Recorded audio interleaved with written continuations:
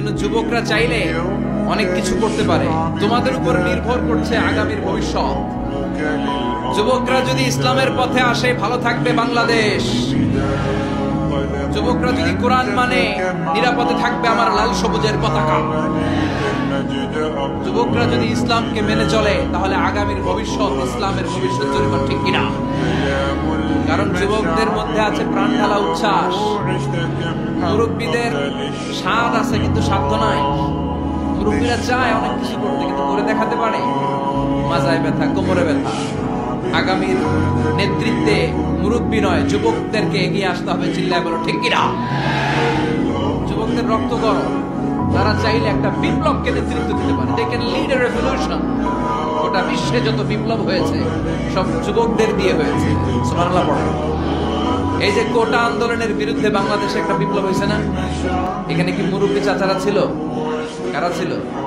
আমার দেশের দামাল ছেলেরা, তরুণ তারুণ্যের উচ্ছ্বাস নিয়ে তারা এসেছিল। তারা জ্বলে উঠেছিল আপন শক্তি। ঠিক কিনা? মুসলিম যুবকদেরকে জ্বলে উঠতে হবে আপন শক্তিতে। এরপরে নিরাপদ সড়ক চাই, একটা আন্দোলন হয়ে গেছে এই দেশে। এখানে কি মুরব্বীরা নেতৃত্ব দিয়েছিল? অবাক লেগেছে। প্রাইমারির ছেলেরা, হাই স্কুলের ছেলেরা আইন কিভাবে করতে হয় এবং কিভাবে সেই আইন মানাতে বাধ্য করতে হয় প্রশাসনের চোখে আঙ্গুল দিয়ে তারা গোটা বাংলাদেশকে দেখিয়েছে। যখন ঠিক কিনা? র্যাবের গাড়ি আটকে ফেলছে, পুলিশের গাড়ি আটকে দিচ্ছে, মন্ত্রীর গাড়ি আটকে দিছে। বলছে লাইসেন্স দেখান, show me the driver's licence. খবর আছে না নাই? স্যার স্যামুয়েল হ্যান্টিংটন একটা বই লিখে ওটা বিশ্ব কাঁপিয়েছে, দ্য ক্ল্যাশেস অফ সিভিলাইজেশন, সভ্যতার সংঘাত। ওটা বিশ্বব্যাপী শুধু দাপট, লড়াই, স্নায়ুযুদ্ধ, কোল্ড ওয়ার, ক্ষমতার দাপট নিয়ে গোটা বিশ্বে এখন রমরম অবস্থা। কে কার চেয়ে বড় সুপার পাওয়ার হতে পারে?